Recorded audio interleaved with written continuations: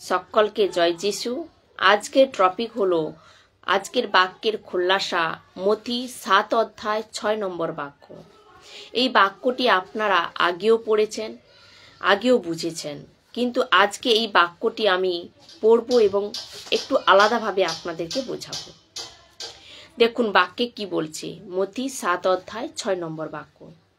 কোনো পবিত্র বস্তু কুকুরকে দিও না, আর শুয়োরের সামনে তোমাদের মুক্ত ছুঁড়ো না, তাহলে সে তা পায়ের তলায় মারিয়ে নষ্ট করবে ও তোমার দিকে ফিরে তোমায় আক্রমণ করবে। তো এর উদ্দেশ্য কি? এর উদ্দেশ্য হলো যিশু কিছু বলতে চেয়েছিলেন। এর উদ্দেশ্য কি না, যিশু কিছু বলতে চেয়েছিলেন। এখানে 4টি কথা রয়েছে। 1 হচ্ছে পবিত্র বস্তু, 2 হচ্ছে কুকুর, 3 হচ্ছে মুক্ত, আর 4 হচ্ছে শুয়োর। এই 4টি বস্তু রয়েছে। এই 4টি বস্তুকে আমি এক এক পয়েন্ট করে আপনাদের কাছে রাখবো। যিশু কিছু বলতে চেয়েছিল, কিন্তু কিসের সাহারা নিয়েছিল? যিশু সাহারা নিয়েছিল এক কাহাবতের, এক মাহাবেরা কাম। ওই সময় চলতো পৌল, পিতর আর যিশু কুকুর আর শুয়োরের শব্দ আলাদা আলাদা জায়গায় উনি নিয়েছিলেন। কে? পিতর আর হচ্ছে যিশু কুকুর আর শুয়োরের শব্দ আলাদা আলাদা জায়গায় নিয়েছিলেন, কিন্তু কনটেক্সটে কি? কোনো ব্যক্তিকে বলেছেন। কনটেক্সটে কি না, কোনো ব্যক্তিকে বোঝাচ্ছেন বা কোনো জিনিসকে বোঝানোর জন্য তা ব্যবহার করেছেন। কোনো জিনিসকে বোঝানোর জন্য ব্যবহার করেছেন। যেমন জন দা ব্যাপটিস্ট যখন লোককে নিজেদের কাছে আসতে দেখেছিল, তো বলেছিল কি? সাপের বাচ্চা। কি বলেছিল? সাপের বাচ্চা। যিশু খ্রিস্ট লুক 14 অধ্যায়ে যিশু হেরোদেসকে বলেছিল লুমড়ির বাচ্চা। কি বলেছিল? যিশু হেরোদেসকে বলেছিল যে লুমড়ির বাচ্চা। এরকমই অনেক জায়গায় কিছু মহাবেরে নিয়ে যেত। যেরকম যিশু খ্রিস্ট নিজের প্রচার করেছিল, যেমন বীজ বোনা, সর্ষের দানা, এরকম কত উদাহরণ যিশুও নিয়ে এসেছিলেন। এ মতি 7 অধ্যায় 6 নম্বর বাক্য আপনাকে এই রকমই দেখতে হবে। এখানে এই বাক্যে বলেছে 4টি শব্দ। এই 4টি শব্দের অর্থ আমি আপনাদের বলবো এক এক করে। এখানে বলা হয়েছে পবিত্র বস্তু, কুকুর, মতি ও শুয়োর। এই যে বলেছে কুকুর আর শুয়োর, এ যেরকম চরিত্র, এদের যেরকম চরিত্র বা ব্যবহার, এ মানুষের সাথে তুলনা করা হয়েছে। কুকুর আর শুয়োরের যে চরিত্র বা ব্যবহার, এ মানুষের সঙ্গে তুলনা করা হয়েছে, বা এদের এমন কিছু হরকত যে ওই সময়ও চলতো আর আজও চলছে। আপনাদের বুঝতে হবে এ পুরো কনটেক্সট বা লেখার পেছনে, যিশুর বলার পেছনে উদ্দেশ্য কি? উদ্দেশ্য হলো ও মানুষকে বলছে। এসো আমরা তা দেখি কিভাবে। পিতরের দ্বিতীয় পত্র 2 অধ্যায় 20 আর 22 নম্বর বাক্য। 20 থেকে 22 নম্বর বাক্য পড়লে আমরা তা বুঝতে পারবো। দেখুন 20 নম্বর বাক্যে কি বলছে। যারা আমাদের প্রভু ও ত্রাণকর্তা যীশু খ্রিস্ট সম্পর্কে জ্ঞান লাভ করে সংসারে অসুচি বিষয়গুলি থেকে মুক্ত হয়েছিল। এখান পর্যন্ত বলেছে কি? এর উদ্ধার হয়ে গেছে। বাক্যটি দেখুন কি বলছে, আমি আবারও পড়ছি। যারা আপনাদের প্রভু ও ত্রাণকর্তা যীশু খ্রিস্ট সম্পর্কে জ্ঞান লাভ করে সংসারে অসুচি বিষয়গুলি থেকে মুক্ত হয়েছিল। অর্থাৎ এখানে এর উদ্ধার হয়ে গেছে, মানে আপনারা আর আমার উদ্ধার হয়ে গেছে। আপনার আর আমার উদ্ধার হয়ে গেছে। এখন পর্যন্ত ঠিক আছে। তারা যদি তাদের পুরনো পাপের জীবনে ফিরে যায়, কি বলছে? তারা যদি পুরানো পাপের জীবনে ফিরে যায়, তবে তাদের পরের অবস্থা আগের অবস্থা থেকে আরো খারাপ হবে। এর পরের বাক্যে কি বলছে? যে তারা যদি, যাদের উদ্ধার হয়ে গেছে, তারা যদি আবার পুরানো পাপের জীবনে ফিরে যায়, তবে তাদের পরের অবস্থা আগের অবস্থা থেকে, অর্থাৎ যেখান থেকে বেরিয়ে আসছে, যেমন অসুচি থেকে, সাংসারিক জিনিস থেকে, ও দারু, গুটকা, বিড়ি, সিগারেট, তাম্বাকু, গলত কাজ, বেশ্যাপন, মূর্তি পূজা, নানা রকমের মিথ্যা, চ্যাট, ভ্রষ্টাচার, এসব পাপ মানুষ করত। যে পাপ মানুষ করত। গালাতীয় 5 অধ্যায় 18 নম্বর বাক্য থেকে পড়লে আমরা তা বুঝতে পারবো। ও সব পাপ থেকে আপনি যখন বেরিয়ে এলেন কিন্তু ফিরে যায়, তবে তাদের পরের অবস্থা আগের অবস্থা থেকে আরো খারাপ হবে। এর অর্থ হলো আপনি স্যালেন্ডার করেছেন, আপনি হাত উঠিয়ে নিয়েছেন, এই পাপের জীবন থেকে আপনি হাত উঠিয়ে নিয়েছেন, আপনি স্যালেন্ডার করেছেন, আর বলেন কি পবিত্র জীবন যাপন করতে পারবো না। এই পাপ থেকে আপনি কি করতে পারছেন না, পাপকে ছাড়তে। আপনি উদ্ধার পাওয়ার পরেও যদি ওই পাপ কাজ করেন, তা আপনি কি করলেন, পাপের কাছে আপনি স্যালেন্ডার করলেন আর বললেন কি না যে আমি পবিত্র জীবন যাপন করতে পারবো না। আর মিথ্যা তো আমাকে বলতেই হবে, কেননা অফিসে কাজ করি, বিজনেসের সময়ও একটু মিথ্যে বলতেই হয়, আর এদের সাথে বসতে হয়, উঠতে হয়, দারু তো একটু খেতেই হয়, সিগারেট তো একটু খেতে হয়। যখন আপনি এখান থেকে বেরিয়ে এলেন, তারপর আবার ওই সবের মধ্যে ফেসে গেলেন। আপনি উদ্ধার তো পেয়ে গেছেন, কিন্তু এর পরে আপনি কি করলেন, ওদের মধ্যে আবার ফেসে গেলেন। তো বাক্যে কি বলছে যে তুমি হেরে গেলে। এক বাক্য বলছে, দেখুন মথি 12 অধ্যায় 43 নম্বর বাক্যে বলছে কি না, যিশু বলছে কি যে মানুষের ভেতর থেকে যখন দুষ্টাত্মা বেরিয়ে আসে, আর যখন ওই ব্যক্তি সেখান থেকে বের হয়েছে, দুষ্টাত্মা যদি ওর যিশুর কাছে ঠিক থাকে না, যদি ও যিশুর কাছে ঠিক না থাকে, তাহলে ও খালি হয়ে যায়। যিশু খ্রিস্ট উদ্ঘাটন 3 অধ্যায় 20 নম্বর বাক্যে বলছে কি, দেখো দরজাতে দাঁড়িয়ে আমি যা দিই, কেউ যদি আমার গলা শুনে দরজা খুলে দেয়, তবে আমি তার ঘরের ভেতরে যাব ও তার সঙ্গে আহারে বসবো, আর সেও আমার সঙ্গে আহার করবে। আর ও ব্যক্তিকে খালি দেখে দুষ্টাত্মা এক না এসে ওর সঙ্গে আরো 7 দুষ্টাত্মাকে সঙ্গে করে নিয়ে আসে। যাদের উদ্ধার হয়ে যাওয়ার পরেও যদি ওরা পাপ করে, ওরা তো দুষ্টাত্মা থেকে বেরিয়ে এলো, কিন্তু বেরিয়ে আসার পরেও ওরা যদি আবার পাপে যায়, তাহলে কি হয়ে যায়, ওরা যিশুর কাছে খালি থেকে যায়। খালি থাকা মানে যিশু আর থাকে না, ওখানে কে থাকে, দুষ্টাত্মা থাকে। আর 1 নয় 7টা দুষ্টাত্মা থাকে ওদের সঙ্গে, আর ও ভেতরে প্রবেশ করে, ওই ব্যক্তির হালাত আরো খারাপ করে দেয়। এজন্য যিশু বলে কি ওই যুগের লোকেদেরও হালাত ওই রকমই। এর অর্থ হলো ওর পরের অবস্থা আগের অবস্থা থেকে আরো খারাপ হয়ে যায়। তারপরের বাক্যে দেখুন কি বলছে, 21 নম্বর বাক্যে, যে পবিত্র শিক্ষা তারা লাভ করেছিল, তারা যদি সেই পবিত্র শিক্ষা থেকে সরে যায়, তবে তাদের পক্ষে সেই সত্য পথ না জানাই ভালো ছিল। অর্থাৎ ও যদি উদ্ধার না পেত, তাহলে ওর জন্য ভালো হতো।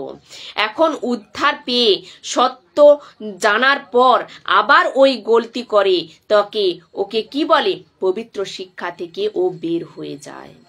সবকিছু জেনেও আপনি ফিরে গেছেন, এর থেকে ভালো হতো আপনি যদি সাংসারিক থাকতেন। আমিও বলে থাকি, প্রভুতে আসতে হয় তো পুরোপুরি আসো, না তো পুরো বাইরে যাও। আর একটা জিনিস বলি, যত প্রিচার আছেন, টিচার আছেন, পাস্টার আছেন, আপনারা প্রচার করবেন না, লেপাপতিবালা হয়ে প্রচার করবেন না। লেপাপতিবালা কথার অর্থ কি? এর অর্থ হলো যে জিনিস গলত ও আপনি বলেন গলত, আর যে জিনিস গলত না আপনি ওকে গলত বলবেন না। ফিল্ম দেখা গলত তো বলো গলত, পিকচারের গানা শোনা গলত তো বলো গলত, নেশা করা গলত তো বলো গলত। আপনার চার্চ খালি হয়ে যায় তো খালি হতে দিন। আপনার কিছু মেম্বার, কিছু পরিবার আপনাকে ছেড়ে চলে যাবে, মেম্বারশিপ থেকে চলে যাবে, কোনো প্রবলেম নেই। এরকম ভিড় কোনো কাজের না, যে কিনা ভিড় না। এরকম ভেড় যার মধ্যে কোনো ভিড় নেই, ও ভেড় হলো কাজের, ও ভেড় হলো কাজের। এ আপনাদের ভালো করে বুঝতে হবে। 22 নম্বর বাক্য, একটি প্রবাদ আছে যা তাদের ক্ষেত্রে ঘটে। কি না, কুকুর ফেরে নিজের বমির দিকে এবং শুয়োরকে স্নান করালেও সে আবার যায় কাদায় গড়াগড়ি দিতে। এই কাহাবতটি কাদের ক্ষেত্রে খাটে? যারা উদ্ধার পাওয়ার পর পাপ থেকে হেরে গেছে, আর ওদের পক্ষে ভালো হতো যদি ওরা প্রভুতে না এসে সংসারে থেকে যেত। এরকম লোকের পক্ষে ওই রকমই প্রবাদটি খাটে। এর অর্থ হলো কাদের কথা বলা হয়েছে এখানে? শুয়োর আর কুকুরের না, বলা হয়েছে এদের মতো যাদের ব্যবহার, চরিত্র, ক্যারেক্টার এরকম মানুষের কথা বলা হয়েছে। আর তখনই যিশু এ বাক্য বলেছিলেন মথি 7:6। এ কুকুর আর শুয়োরকে দ্বিতীয় পিতর 2:20 আর 22 নম্বর বাক্য দ্বারা আমরা জানতে পারি। এর সাপোর্টেড স্ক্রিপচার হলো, দেখুন, প্রবচন 11:22 নম্বর বাক্যে কি বলছে? একজন সুন্দরী কিন্তু মূঢ় নারী যেন শুয়োরের নাকে সোনার নথের মতো। এর অর্থ হলো একরকম নারী যে বড় সুন্দর, ঐশ্বর্যের মতো সুন্দর, মিস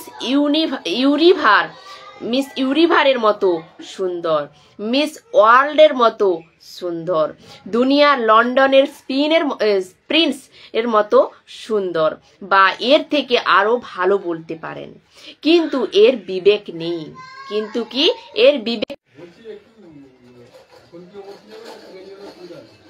এরকম প্রবচন লেখক সুলেমান রাজা বলে কি, ও শুয়োর হে। এ কিরকম? কাদাতে গড়াগড়ি দিয়ে সোনার নথ পরে থাকি, মানে সুন্দরী কিন্তু বিবেক পুরো কিচড়ের মতো। বিবেক কি? পুরো কিচড়।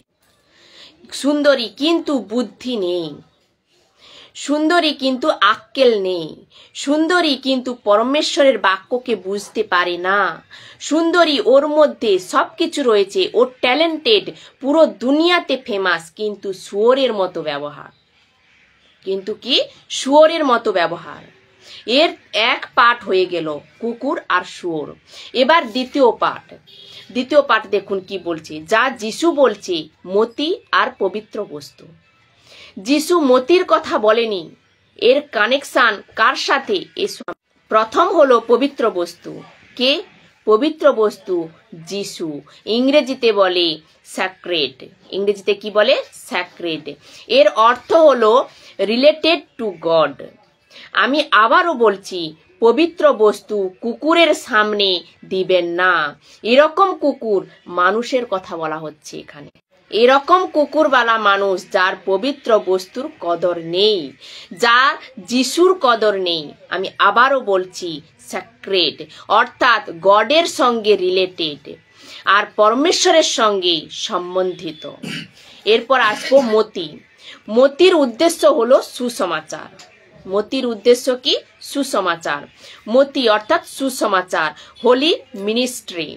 মতি অর্থাৎ সুসমাচার শুয়োরের সামনে দিবেন না। যিশুকে আর সুসমাচারকে, আর সুসমাচারই হলো যিশু। এ দুটোই একই। এখানে কথা হচ্ছে যিশু আর সুসমাচার, এ দুটো কথাই হচ্ছে একই। পবিত্র বস্তু আর মতি, এই দুটোকে আমি একসঙ্গে বলে দেব, কেননা টোটাল 4: শুয়োর, কুকুর, পবিত্র বস্তু আর মতি। কিছু লোক বলে কি, আমার ঘরের লোক বিশ্বাসে আসে না। কিছু লোক বলে থাকে যে আমি তো বিশ্বাসে এসছি, কিন্তু আমার ঘরের লোক বিশ্বাসে আসে না। আমি ওদের কতবার বোঝাবো। এ বাক্য আপনাকে সাপোর্ট করে। এরকম কুকুরের সামনে বা এরকম শুয়োরের আগে যাদের কদর নেই, লেখা আছে কি মথি 7:6, পবিত্র বস্তু কুকুর দিগের সামনে ফেলিও না, পাছে তাহারা পা দিয়া তাহা দলায় এবং ফিরিয়া তাহাদিগকে মারিয়া ফেলে। পা দিয়ে কেন দলায়? কেননা ওদের কদর নেই, এজন্য মতি আর পবিত্র বস্তুর কদর নেই। তারপর বলছে ফাড়িয়া ফেলে বা মারিয়া ফেলে, অর্থাৎ এদের এরকম লাগে কি ও কি বলছে, বা আর ওদের রাগও হতে পারে। জানোয়ারের কথা বলছি। যিশু বলছে যেখানে কদর নেই আর ওদের ওরকম লাগে কি ও আমাদের পাথর ফিকে মারছে। সেই রকমই বহুতি রিলেটিভস, বন্ধু, পড়োশি, রিশতেদার, অফিস, স্কুল, কলেজের বন্ধু বান্ধব একে যখন অর্থাৎ পবিত্র বস্তু আর মতিকে কদর করে না, ওকে পাল্টে তখন গালি দেয়, গলত বলে, এরকম সময়ে আপনি কি করবেন? এখন এরকম জিনিস বলছি যা আপনারা বুঝতে পারবেন। আশা করি যিশুকে কারোর কাছে পেশ করার জন্য বা সুসমাচারকে কারোর কাছে পেশ করার জন্য আপনাকে কোনো রকমের শর্মিন্দি হওয়া চলবে না। আপনাকে বেচারা বেনে সেবা করবেন না, আপনারা বেচারা বেনে সেবা করবেন না। আপনাকে কি করতে হবে না, একটু অ্যাটিটিউড রাখতে হবে। কেননা যে যিশুকে আপনি দিচ্ছেন ও সৃষ্টিকর্তা, ওকে সৃষ্টিকর্তা। পিতর যখন জানতে পারলেন যিশুকে ধরতে এসেছিল, তখন পিতর কি করেছিল? তলোয়ার বের করে এক সিপাহীর কান কেটে দিয়েছিল। যিশু বললেন, পিতর, তোমার তলোয়ার ভেতরে রেখে দাও, আর আমি যদি চাই এই চুটকিতে বার পাল্টন স্বর্গদূতকে নিচে নিয়ে আসতে পারি। আর আপনাদের মনে আছে সেপাইরা যখন জিজ্ঞেস করলো যিশুকে, তখন যিশু বলে কি, আমি যিশু। তখন সবাই মাটিতে পড়ে গিয়েছিল। ও হলো যিশুর রুবাব। যিশুর প্রচার করার সময় আপনি আপনার রুবাব রাখুন, আপনার অ্যাটিটিউড রাখুন। মাথা নিচে করবেন না, বেচারা বেনে সেবা করবেন না। বিশেষ করে আমি গ্রামের পাস্টারের, অ্যাঞ্জেলিস, ইউথ, এমনকি সব সেবকের কথা বলছি। স্যার, বেচারা বেনে সেবা করবেন না, গরিব দেখিয়ে সেবা করবেন না। আপনি গরিব, কিন্তু ওই গরিব দেখিয়ে সেবা করবেন না। যেরকম আপনি চলে আসেন চার্চে, যিশুকে বিশ্বাস করুন, এরকম বেচারা বানবেন না। আমি এই বাক্যের দ্বারা বলছি, বহুতই বুঝতে হবে আপনাদেরকে, বহুতই ভালোভাবে বুঝতে হবে কি না, বোঝা অত্যন্ত জরুরি। এর জন্য তো লেখা বুদ্ধি হওয়া বহুতই জরুরি, আন্ডারস্ট্যান্ডিং হওয়া বহুতই জরুরি। আমি সবার মা বাবাদেরকে বলতে চাই, যাদের বাচ্চা যিশুকে কদর করে না, কোনো মেহেরবানি করার দরকার নেই। আপনি আপনার স্বামীকে একবার বুঝিয়েছেন, আপনার স্ত্রীকে একবার বুঝিয়েছেন, মাকে, বাবাকে, ভাইকে, বোনকে বুঝিয়েছেন, তো বারবার বলার কোনো দরকার নেই, বারবার বলে ভিক্ষা করারও কোনো দরকার নেই। আমি আবারও বলছি, পবিত্র বস্তু আর মতি কুকুর আর শুয়োরের সামনে দেবেন না, কেননা ওরা ওর কদর করতে জানে না। আমি আপনাদের বলছি, পরমেশ্বর যাকে চুনবেন, কখন, কবে, কিরকম, তা পরমেশ্বরই জানেন। আপনাদের যে পৌল যখন ও শাউল, ও কারোর কিছু কথা শুনতো না। যখন ওকে স্বর্গ থেকে যিশুর দর্শন ও পেল, তখন ওর হুঁশ ফিরে এলো। তো আমি আপনাদের সবাইকে এনকারেজ করতে চাই, যত মা বাবা, স্বামী স্ত্রী, ভাই বোন, বন্ধু, আপনি যতটা স্ট্রাগল করেন কাউকে কনভিক্ট করার জন্য, যে যিশুতে আসেন, যিশুকে স্বীকার করেন, বাইবেল পড়েন, আমি আপনাদের বলছি যে এই মেসেজটি শোনার পর আপনি নিজেকে মজবুত করুন, আর কারোর সামনে ঝুঁকবেন না, বিলকুল না। মাথা উঁচু করে প্রচার করুন, মাথা নিচু করে নয়। শুনবেন তো শুনুন, নয় তো টাটা, বাই বাই, নমস্তে। এরকম রুবাব রাখুন। আপনি কাউকে রাস্তায় প্রচার করছেন, ও যদি শুনে তো প্রেজ গড, আর যদি না শুনে, আমি তো আপনার ভালোর জন্য বলেছিলাম, ও যদি না বুঝে, না শুনে, তো নমস্তে। যিশু কি বলেছিল জানেন? লুকের পুস্তকে 10 অধ্যায়, যে ঘর যোগ্য ওই ঘরে যাও। সিদ্ধার্থ, যিশুর অ্যাটিটিউড দেখো। যিশু বলছে কি, যে ঘর তোমার যোগ্য ওই ঘরে যাও। যে ঘর যোগ্য বলে তোমার মনে হবে বা তোমাকে স্বীকার করে ওই ঘরে যাও। যদি এরকম মনে হয় যে ওই ঘর যোগ্য না বা উনুনে স্বীকার করে না, তো তোমার পায়ের ধুল ওখানে ঝেড়ে আসুন। আমি ন্যায়ের দিন ওর সাথে বদলা নেব। Can you believe this? এবার আপনি একটু ভেবে দেখুন, পবিত্র বস্তু আর মতি কিরকম কিমতি জিনিস। পবিত্র বস্তুর জায়গায় হোলি অনকে যিশু, আর মতি সুসমাচারকে বোঝাচ্ছি। হোলি মিনিস্ট্রি মানে যিশুর সেবকাই। মতি হলো পরমেশ্বরের বাক্য। মতি কি? পরমেশ্বরের বাক্য। পরমেশ্বরের বাক্যের দ্বারাই জীবন বদলে যাবে। তো বাক্য আর পায়ের তলার দীপক, তো কি না, বাক্য আর পায়ের তলার দীপক আমার মার্গের জন্য উজালা। সোনা থেকেও উত্তম, কন্দন থেকেও বড় যিশুর বাক্য। এরকম কিমতি জিনিসকে ভিক্ষার মতো কেন দেব? এরকম কিমতি জিনিসকে ভিক্ষার মতো কেন দেব? বেচারার মতো কেন দেব? আমার আর আপনারা সবাই জানেন, যারা খ্রিস্ট বিশ্বাসী, আমরা কি, আপনারা সবাই জানেন যে যারা খ্রিস্ট বিশ্বাসী ওরা কি জিনিস নিয়ে দুনিয়াতে ঘুরছে। যে দেশের নেতা হয় ওর থেকে বড় আপনি, যে আমেরিকার প্রেসিডেন্ট ওর থেকে বড় আপনি, লন্ডনের যে প্রিন্স ওর থেকে বড় আপনি। যেদিন আপনার উদ্ধার হয়ে গেছে